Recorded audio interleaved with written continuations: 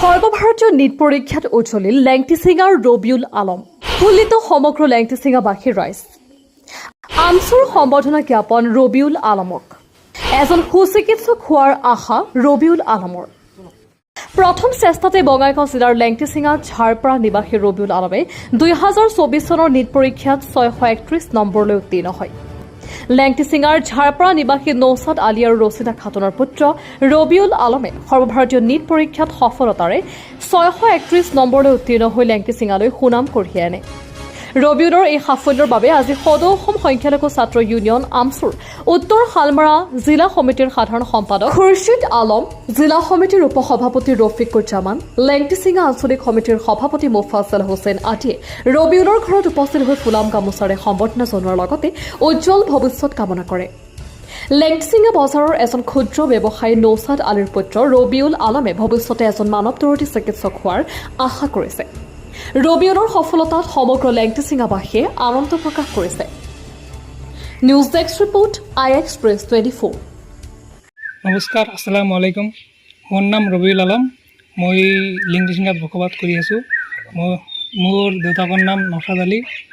আৰু মই আপোনালোকক জনাবলৈ সুখী হৈছোঁ যে মই নীট 2024ত এক্সামত 631 স্ক'ৰ কৰিবলৈ সক্ষম হৈছোঁ। যিটো ময়ো নাজানো যে এটা ছাফিচিয়েণ্ট হয় নে নহয়।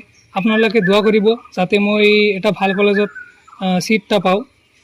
মই ইমান নকওঁ আৰু যিবিলাকে মানে প্ৰিপাৰেশ্যন কৰি আছে এক্সামৰ কাৰণে, সেইবিলাকৰ কাৰণে মই সেইটাই কওঁ যে কনচিষ্টেণ্ট মানে পঢ়া শুনা কৰি থাকিবা।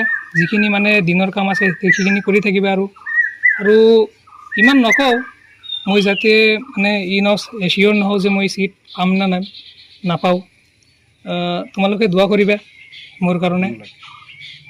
আৰু মই ফিউচাৰ যিবিলাক ষ্টুডেণ্ট আছে, যিবিলাক নীটৰ কাৰণে প্ৰিপেৰেশ্যন কৰি আছোঁ, তো মই জনাব বিচাৰিছোঁ যে মই গুৱাহাটী বিদ্যাপীঠ PW তাৰ পৰা মই কোচিং কৰি ওলাইছোঁ এইবাৰ। আৰু মই HS CB Raman academy of science গোৱালপাৰাৰ পৰা পাছ কৰি আহিছোঁ। মই মোৰ মাতৃ পিতৃ আৰু যিখিনি মোৰ ফেমিলিৰ মেম্বাৰ আছে, বিশেষকৈ মই আংকেল এইখিনি ইয়াতে হৈ আছে। তাৰপিছত মই যিবিলাক টিচাৰ পাইছোঁ গোটেইকেইটাক মই ধন্যবাদ জনাম যে তেওঁলোকে ইমান মানে কষ্ট কৰি আমাক মানে পঢ়াইছে। মই গোটেইবিলাকক মানে থেংক ইউ জনাব বিচাৰিছোঁ। তুমি পঢ়া শুনা কিমান ঘণ্টা কৰি কৰিছিলা? মই দিনত মানে কনচিষ্টেণ্ট মই ডেইলি 4 ঘণ্টাৰ পৰা 5 ঘণ্টা মই ডেইলি পঢ়া শুনা কৰিছোঁ। পঢ়া শুনাৰ পৰিমাণ কিবা পঢ়া শুনাৰ উপৰিও আৰু কিবা তুমি হবি কি তোমাৰ? মই ক্ৰিকেট খেলা চাই ভাল পাওঁ, ক্ৰিকেট খেলিও ভাল পাওঁ। ছাত্ৰ ছাত্ৰীসকলৰ কাৰণে কি উপদেশ দিব বিচাৰা? ছাত্ৰ ছাত্ৰীসকলক মই এটাই ক'ব বিচাৰিছোঁ যে তোমালোকে এটা নহয় যে কেৱল ডক্টৰ ইঞ্জিনিয়াৰ এইবিলাক নহয়, আমাৰ যিখিনি ৰুৰেল এৰিয়া আছে সেইবিলাকে মানে সপোন দেখিবলৈ নাপায় যে IAS IPS এনেকুৱা হ'ব বোলে। তোমালোকে হ'ব পাৰিবা, তোমালোকে নিশ্চয় হ'ব পাৰিবা যদি তোমালোকে কষ্ট কৰা।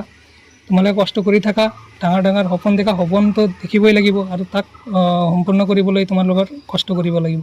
তোমাৰ সপোন? মোৰ সপোন মই যেতিয়া ভাবছোঁ ডক্টৰ হ'ব খুজিছোঁ, মই এতিয়া যদি ছিট পাওঁ হৈ যাম ইনশাআল্লাহ।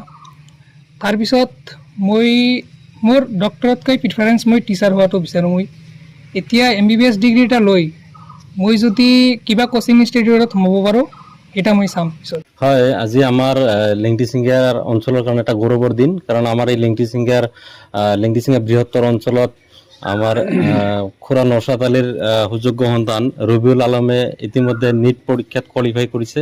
তাৰ কাৰণে আমি সদৌ অসম সংখ্যালঘু ছাত্ৰী ইউনিয়ন আমচুৰ উত্তৰ শালমাৰা জিলা সমিতিৰ ফালৰ পৰা তেখেতক এখন ফুলাম গামোচাৰে সম্বৰ্ধনা দিবলৈ আহিছিলোঁ। আৰু আহি তেওঁক লগ পাই আমি জিলা সমিতিৰ ফালৰ পৰা শুভেচ্ছা জনাইছোঁ। অনাগত দিনত তেখেতে যিহেতু মেডিকেলত নামভৰ্তিৰ চেষ্টা চলাই আছে, আমি আশা কৰিছোঁ আমচুৱে বিশেষকৈ আমচুৰ উত্তৰ শালমাৰা জিলা সমিতিয়ে আমি আশা কৰিছোঁ তেওঁ এজন সুনিপুণ ডক্টৰ হোৱাৰ লগতে সমাজখনৰ এজন সুনাগৰিক হিচাপে প্ৰতিষ্ঠিত হওক, আমি তাৰেই কামনা কৰিছোঁ। আৰু অনাগত দিনত এই অঞ্চলৰ পৰাও আৰু ডক্টৰ ইঞ্জিনিয়াৰ ওলাই আহক, আমি তাকে আশা কৰিছোঁ।